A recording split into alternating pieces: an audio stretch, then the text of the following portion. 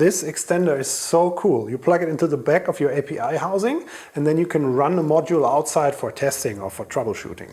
And if you're developing something on your own, you have all the connections as pins. But this video is not about the cable.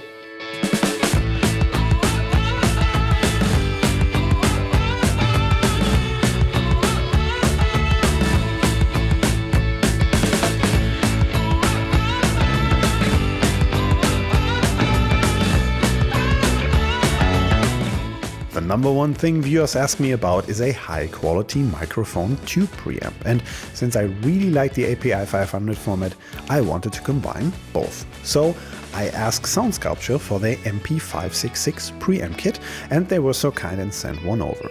And that's quite a unique piece of hardware. Not only is it one of the few tube preamps for the 500 format, it's currently also the only complete DIY kit that comes with a proper faceplate, and it's the cheapest.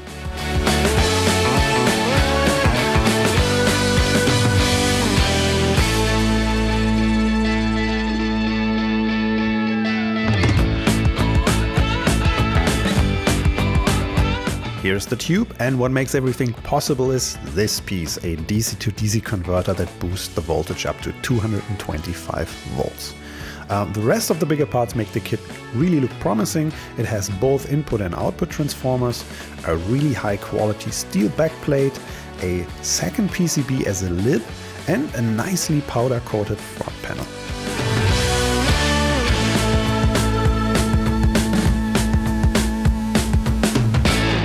If you're not completely building something on your own, these kits can come in all shapes and sizes. From some guy on some internet forum who mills 20 copies of a PCB and that's it, to something called a partial kit, where you usually get a professional PCB and a professional front panel and a list of all the parts that you need, all the way up to something that I would call a commercial kit, where not only the kit and the parts and everything that's included is done professionally, but also everything around, like a really good manual or a support if something goes wrong. This kit definitely falls into the last category. It feels less than a collection of parts plus PCB, but more like a professional device that requires some assembly. And of course, this raises my expectations. The quality of the hardware, manual, the overall ease of assembly, and of course the sound of the finished preamp, everything needs to be really good. And if it's so, we'll figure out at the end of the video.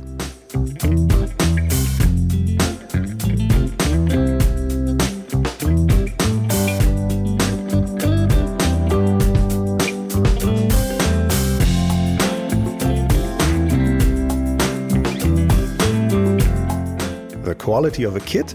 For me, that's mostly ease of assembly. Even complicated electronics with a lot of parts can be easy to assemble if there is a good manual. How often do I have to stop and reread the instructions or even Google something that I don't understand? The MP566 has a well-written English manual. It's easy to understand, has clear steps, instructions and pictures. Plus, the parts list has written color codes and all the numbers printed on those little capacitors. That makes it really easy, especially for beginners. And there is enough space for easy soldering on the PCB. You also get a separate manual for testing and a schematic plus real test pins. The only thing that I was missing was a graphics that shows the layout of the traces, cause on the black PCB they are not easy to see.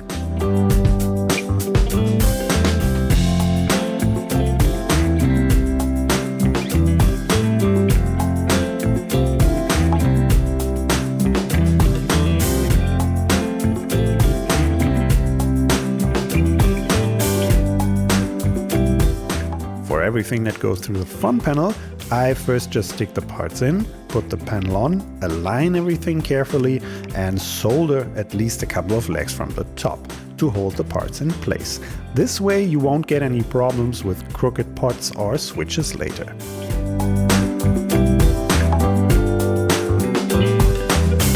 There is also a second PCB.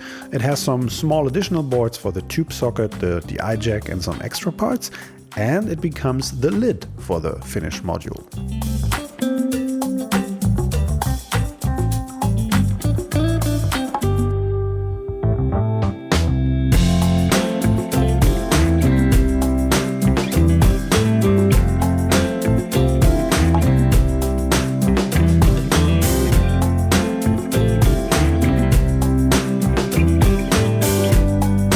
And same here, just stick it in, put the panel on and then fix the positions.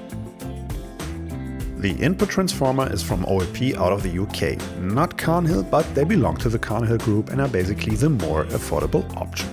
And if you look closely, there's a second row of holes in which you can upgrade to a real Carnhill transformer if you like. Carnhill of course makes these super high-end transformers that you'll find for example in Neve equipment. But who knows if this is really necessary.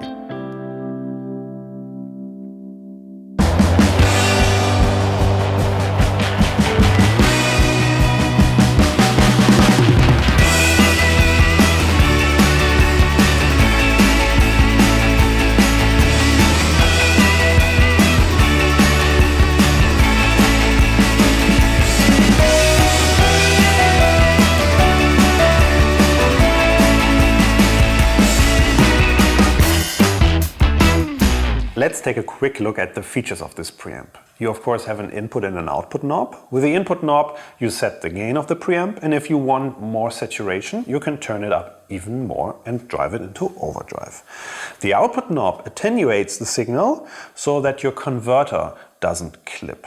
There's also a three-way gain switch. In the low position you have a 20 dB pad. That's nice if you have your microphone in front of a loud instrument like a drum kit or a 100 watt Marshall amp.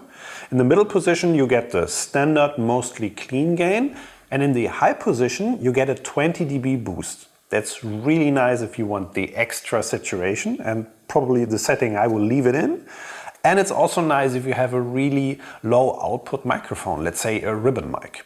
With this you get a total gain of 68 decibels. And of course you have the usual suspects. There's a phase reverse switch, there's a phantom power switch, and there's a DI input.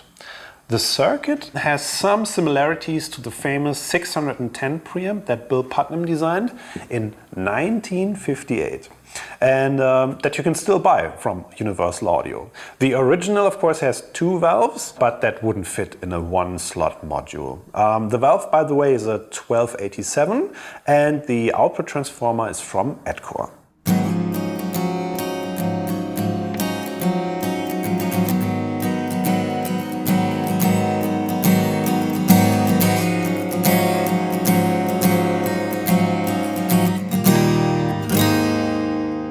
So, how does it sound? Well, you already heard it, not only on the guitar, but on all my voiceovers in this video. And on my voice, even though I have a cold, it sounds really, really nice. It sounds full and warm, and the transients are a little bit soft, which is always great for vocals, especially if you're doing like me, or if you're having a singer that has really harsh S's. So, great on vocals.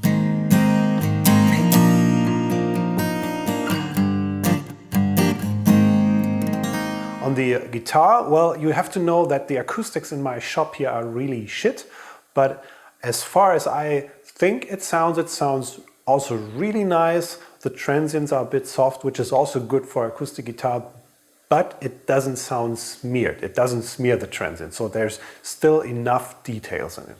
It sounds as you would have expected from a really good tube preamp. I know, it's quite difficult to make out all the small nuances in the sound and to even hear the small details that are special for a tube preamp.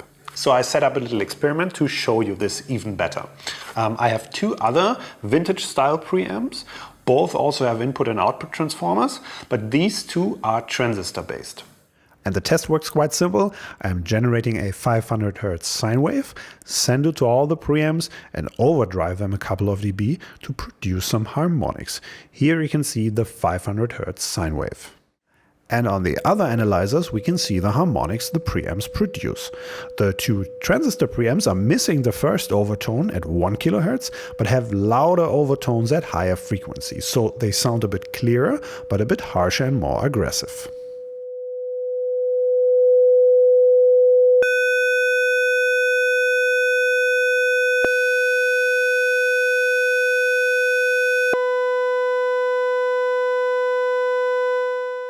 And this is the MP566, which produces much softer, higher frequencies, but has a second harmonic at 1 kHz. That makes them sound in general warmer and fuller, but also smoother and less harsh.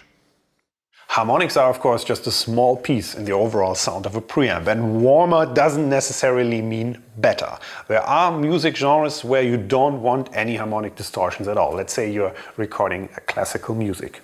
On the other hand, if you like the sound, then don't forget that you can use a preamp also to reamp a signal. Let's say you have a synthesizer bassline that you made with a plugin.